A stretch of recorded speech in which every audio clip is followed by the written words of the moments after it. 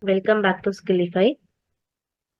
In the previous topic, we have discussed what is the functions and how to call the functions, implementing two functions in a simple program and lambda functions, types of arguments, and local and global variable.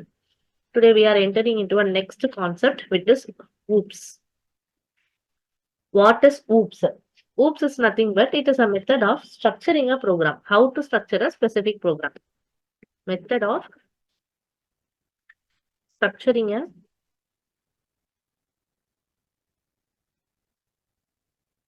structuring a program with its properties. This is what the OOPS, that is nothing but object oriented programming. It is a method of structuring a specific program with its related properties. We are having few of the properties inside the OOPS. So first we will discuss what is class. Class is the first property in OOPS. The class is nothing but it's a collection of functions. Collection of functions. We can implement n number of functions inside the specific class, and it is also known as a blueprint for creating objects. How we are going to create an object and how we are going to implement with how what function we are going to implement with that object. This is what the basic of class. Class is nothing but it is a collection of functions and it is blueprint of creating an object. How we are going to create an object and what is the function we are going to implement by using that object. This is what the definition for class. Now we will see how to create a specific class. To create a class. Yeah, we can create that in three ways. The type one is this by using class keyword. That is, for the function, we will use def keyword. For creating a class, we will use class keyword. After that, we have to pass class name as same as function without with the class keyword and with the class name. So here I am having class and my class name is my class. Just I am passing a is equal to hello world. Yeah. In function, we will call that function, but in the class, we have to initiate the class name first. That is my class dot a. Which object I have to print inside the class. So we are having the class name as my class, and inside it I have written a is equal to hello world. After that, I am printing my class dot a. It means it will get the value from my class along with the a. So it is getting the value for a from the my class. So this is the way we have to write a class. Just I am printing this, I am getting hello world here. So I'm having another one variable which is a is equal to hello hi. So here I am printing my class dot b. So we'll get hello hi here. It's our wish and our need for getting the values in class. This is the basic method for creating and implementing the class. We are having the same type class. Here I'm creating the class as sample. Just I'm creating animal is equal to dogs. So just I'm printing the same thing, sample dot animal. Yeah, this will print the value as dogs. So the third way, which is the most familiar way in class, that is my class, creating the classes, my data.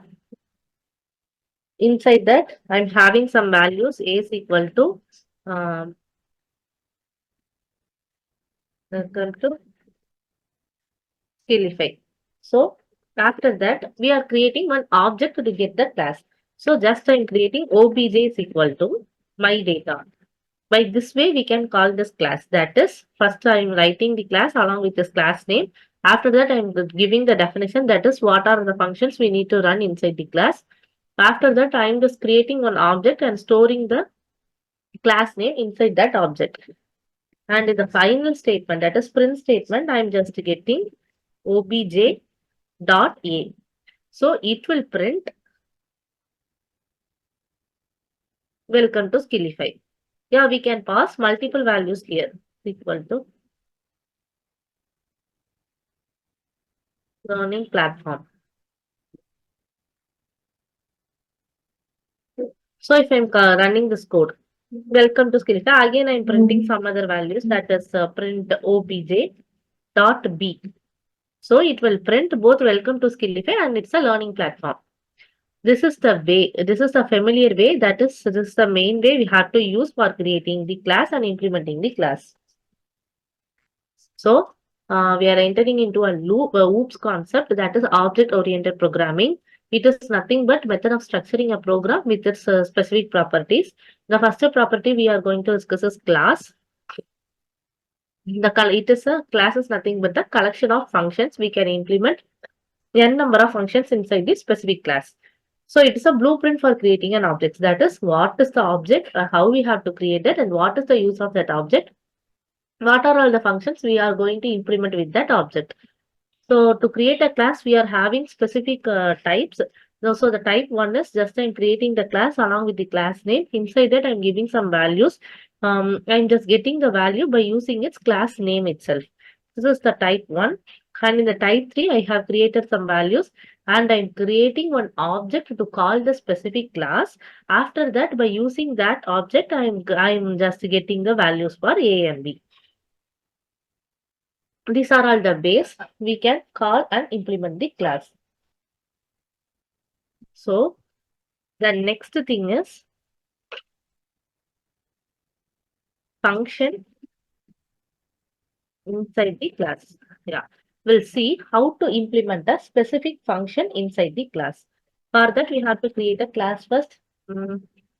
Class sample. Yeah, we have to create the function here. So this is a keyword to create a function. Just I'm creating my function. Here we have to use one keyword, which is self. What is the use of self? So self is nothing but it is a keyword. First, it is a keyword.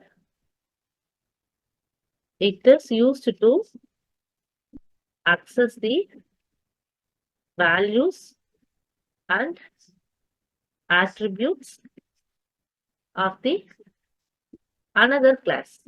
So every class should use a self keyword to get the values and attributes of the another class or another function or another function. We'll see some examples and it will give you some better idea in this. Here I'm using self keyword command name. So if I'm using the self keyword means I have to use a self keyword along with the arguments. That is self dot name is equal to I'm just storing this name value inside the self dot name. So just I'm printing print self dot name. So here I'm creating one object for calling the class, which is sample of. After that, I'm just giving obj dot my function, which is my function name. I'm just passing the value for name, that is xxx, zzz. This is the way we are using this required arguments here. Just I'm creating one class and inside that I'm creating one function. We are using self keyword. Self keyword is nothing but it is used to get the values or attributes of the another class. So just I'm creating that keyword along with one parameter name. So here I'm just storing that name in self dot name variable. Just I'm printing that. Already we have seen how to call the class. So here I'm creating an object along with the class name. After that, I'm just giving obj dot my function. By using that object, I'm just calling my function because obj is holding the value for my sample class. So it is I'm just calling by using that object obj dot my function zzz. So this which my function is having name here.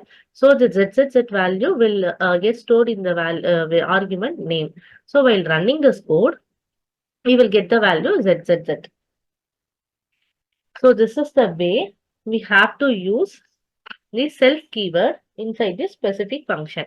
So I'm writing another one example from that we can able to understand it very clearly for self keyword.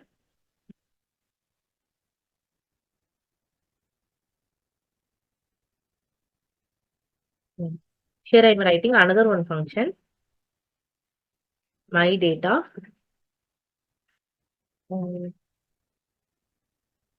So here I am passing self,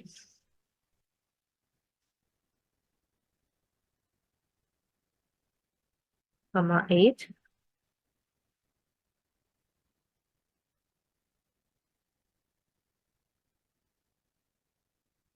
So I'm getting self dot age is equal to